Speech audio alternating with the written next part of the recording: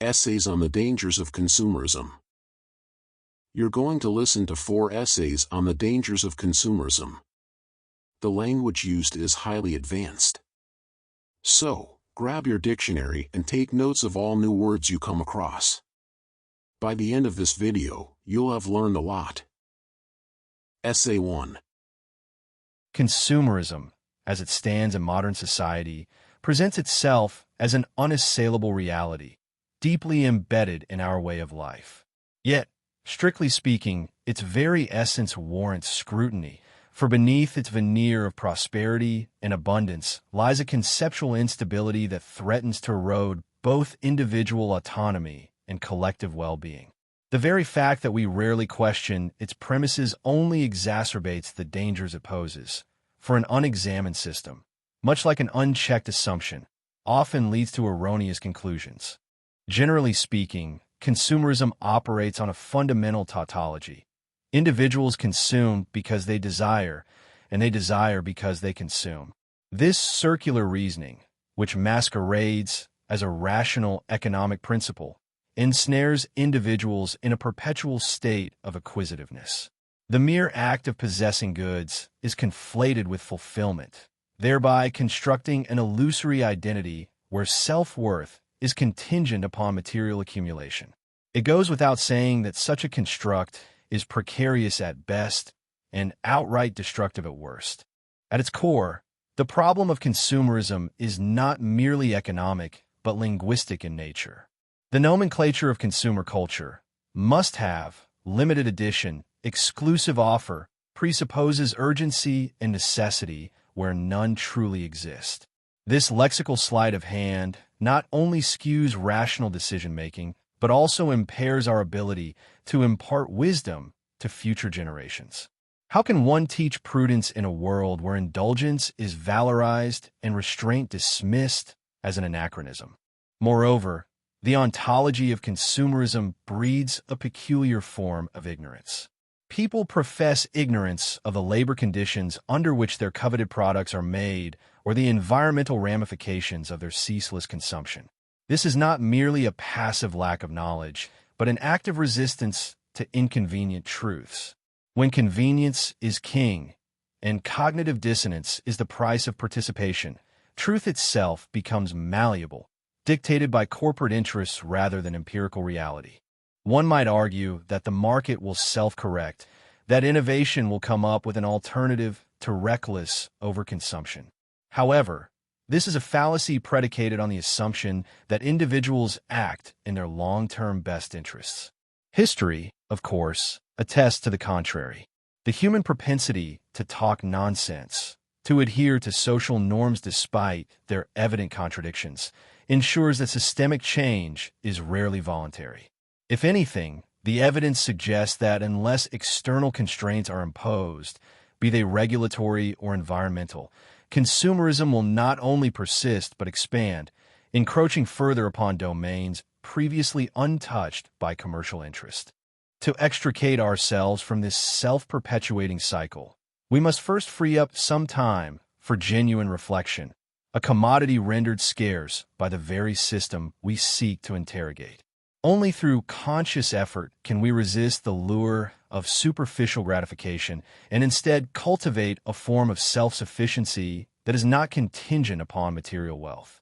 The ability to dip into one's savings should not be an act of desperation, but a testament to foresight, a marker of financial literacy rather than reckless expenditure.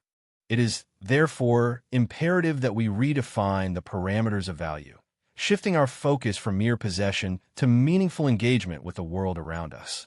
To do so is not merely an economic necessity, but a philosophical imperative, for a life dictated by consumerist impulses does not, in the final analysis, live up to my expectations of what it means to be free. Essay 2. Consumerism as an entrenched phenomenon in contemporary society presents a conceptual landscape fraught with paradoxes, inconsistencies, and systemic entanglements. It is an institution predicated upon a fundamental but seldom questioned assumption, that perpetual acquisition begets fulfillment. Yet, upon closer examination, the logic of such an assertion collapses under its own weight. The proliferation of goods, ostensibly an index of progress, does not yield a corresponding augmentation of human contentment. Instead, it engenders a recursive loop wherein the satisfaction derived from possession is ephemeral, compelling further consumption in an unending cycle. From a strictly empirical standpoint, the mechanisms of consumerist culture adhere to a peculiar mode of discourse, one that obfuscates rather than elucidates. Advertisers, armed with an arsenal of rhetorical slights, profess ignorance of the deeper consequences of their trade, even as they sculpt desires ex nihilo. The objects of our yearning are constructed not out of necessity but from an amorphous network of associations, fostering the illusion that possession is equivalent to meaning. This is the linguistic trickery that underpins the very fabric of consumerism, the conflation of commodity and identity, the seamless substitution of value with price. Generally speaking, one might posit that the ubiquity of consumerism is an outgrowth of economic pragmatism. After all, a system that compels individuals to dip into their savings at every turn appears to sustain the broader mechanisms of capital exchange. But this teleological explanation falters when we acknowledge the existential toll exacted by such a paradigm. The unrelenting imperative to work up an appetite for ever newer commodities fosters a pernicious form of alienation, one in which human worth is measured against the marketability of one's acquisitions. It goes without saying that in such a schema, notions of authenticity become distorted, if not wholly obliterated. The standard response to critiques of consumerism is to come up with an alternative that still permits economic vitality without succumbing to the pitfalls of excessive materialism. Yet, herein lies a further complication. If our linguistic framework has been so thoroughly co-opted by the grammar of consumption, is it even possible to articulate an escape? The problem is not merely one of individual restraint but of systemic recalibration, one that necessitates a profound shift in how we conceive of fulfillment. To free up some time for genuine reflection amid the clamor of consumerist imperatives is, paradoxically, an act of resistance. The ability to adhere to principles that prioritize intrinsic over extrinsic value, to cultivate a life defined not by accumulation but by intellectual and ethical rigor, requires a deliberate rejection of the narratives imposed by commerce. This is not an easy task, for consumerism does not merely operate at the level of economic exchange. It infiltrates epistemology, reconfiguring our very mode of reference and classification. If language structures thought, and thought in turn structures behavior, then the critique of consumerism must begin at the linguistic level. We must deconstruct the tacit assumptions embedded in the language of commerce, interrogate the ontological commitments smuggled in through advertising, and dismantle the arbitrary link between ownership and self-worth. Otherwise, we remain ensnared in a web of signifiers that fail to live up to our expectations of genuine human flourishing. In the end, the danger of consumerism is not merely that it depletes resources, it is that it distorts meaning itself. Essay 3. To discuss consumerism is not merely to analyze economic transactions, but to engage in a profound reflection on the nature of value, identity, and the interplay between individual agency and systemic structures. Consumerism, at first glance, appears to be a benign, even necessary, component of modern economic life, an inevitable corollary of production and trade. Yet, upon closer examination, one quickly realizes that its unchecked proliferation carries existential and epistemic risks, ones that reach far beyond mere financial considerations. The central paradox of consumerism lies in its self-reinforcing structure. It creates desires it then promises to fulfill. This is not merely an economic mechanism, but a cognitive phenomenon. Our conceptual scheme is subtly reshaped by the market's demands. We become not only consumers of goods but of ideologies, narratives, and ultimately, self-conceptions that adhere to the logic of capital accumulation. One must question whether the satisfaction derived from consumption is intrinsic, or whether it is merely a reflection of a socially constructed imperative. A crucial problem emerges when we acknowledge that the language of consumerism operates as a referentially opaque system. Advertisements and branding function as rigid designators, locking us into predetermined modes of engagement with the world. We no longer buy a product merely for its utility, but for its symbolic function within a broader socio-economic matrix. What is particularly insidious is that this process remains largely unexamined by its participants. We accept the linguistic and psychological framework imposed upon us without interrogating its epistemic foundations. Moreover, consumerism exhibits a peculiar functionalism. It perpetuates itself by obfuscating alternative modes of valuation. The notion of a life well lived is increasingly equated with the possession of commodities rather than the cultivation of virtues or the pursuit of communal well-being. This raises the question of whether we are engaging in a self-referential, self-justifying loop wherein our desires are not truly ours but dictated by external mechanisms. In essence, the freedom to consume may paradoxically constrict our capacity to think beyond consumption. Furthermore, the ethical ramifications of consumerism must not be overlooked. The commodification of not only material goods, but also of human experiences has led to an erosion of authenticity. What once held intrinsic value, such as relationships, creativity, and leisure, has now been repackaged and monetized.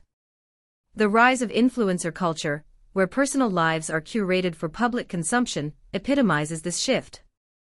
The individual becomes both a consumer and a product, trapped in a system that predicates self-worth on external validation. To counteract this epistemic and ethical entanglement, we must adopt a pragmatic approach. If we accept, as I do, that meaning is not an inherent property but emerges from our engagement with the world, then resisting consumerism requires a reconfiguration of our conceptual framework. We must actively redefine what constitutes fulfillment, resisting the reduction of human experience to mere economic transactions. This entails fostering critical inquiry, encouraging pluralistic values, and most importantly, recognizing that not all problems can be solved by acquisition. The challenge ahead is not merely economic or political but fundamentally philosophical. If we do not interrogate the underlying structures of consumerism, we risk remaining ensnared in a system that dictates our desires, constrains our self-conception, and ultimately impoverishes our capacity for genuine autonomy. To think beyond consumerism is not a rejection of material goods per se, but an assertion of the primacy of meaning over market, of value over valuation, and of humanity over habit. Essay 4. Consumerism, as a pervasive force in modern life, is not merely an economic phenomenon, but a structuring principle that shapes human experience, often without critical scrutiny. If we are to examine the dangers it poses, we must resist the tendency to view it as an isolated issue. Rather, we must understand it as a complex interaction between habits, institutions, and the development of human intelligence.